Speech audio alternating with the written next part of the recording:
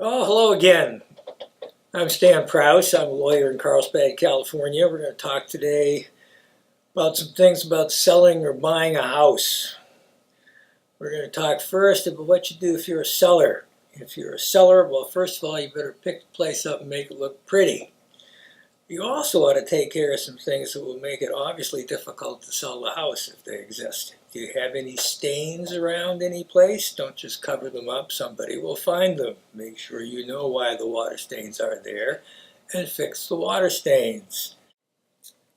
When you're selling a house, you want to make sure there's no mold in it, and vice versa. If you're buying a house, you better make sure there's no mold in it.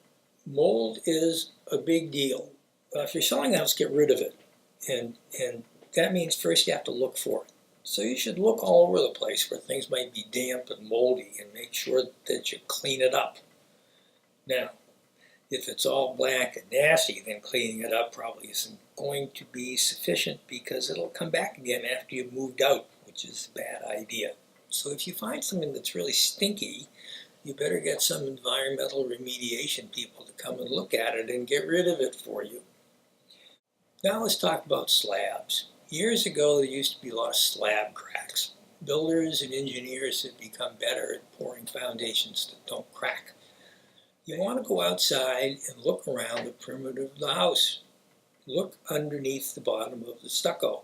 The bottom of the stucco is something called a weep screed that lets the water drain out. First thing you want to look at is whether the weep screed, the bottom of the stucco, is above the dirt. Can you see the stem wall, or the footing, more commonly known as that, below the stucco? If you can see it, that's good. Look at what you can see, the concrete that you can see under the stucco. See if there are any cracks in them. Sometimes you may find maybe a ½ an inch or a ¾ of an inch crack that you can see from the outside of the house. That gap is going inside the house and it's going somewhere.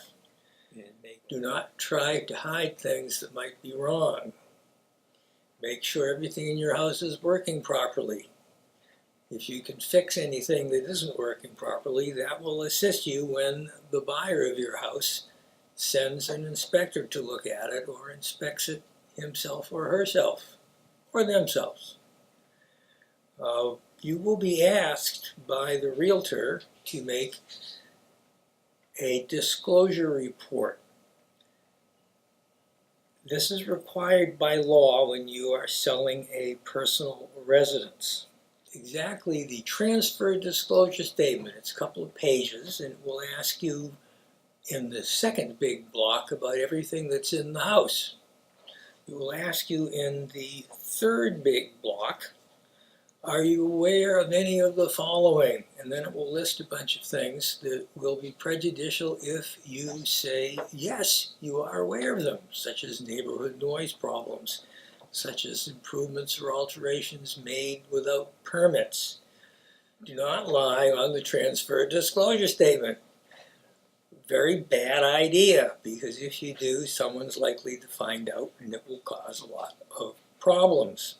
The same thing goes for the part 2. One of the more interesting questions on the part 2 is, how old is the roof?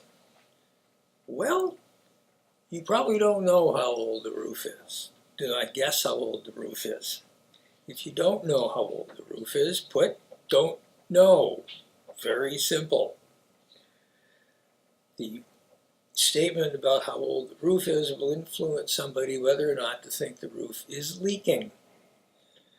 Okay, well, we're talking about a lot of things that sound pretty bad, and a lot of things that sound as if, wow, I'd really be afraid to go out and buy a house, and I don't want to sell my house for fear of what the buyer of my house might do to me afterwards. Well, it's not that all bad. If you get into any kind of problems or issues when you're buying or selling a house, give us a call. We'd be glad to meet with you. We offer a free half-hour consultation, and you'd be surprised how much we can do in half an hour. And if we can't get it all done in half an hour, we will take care of you and get it done right.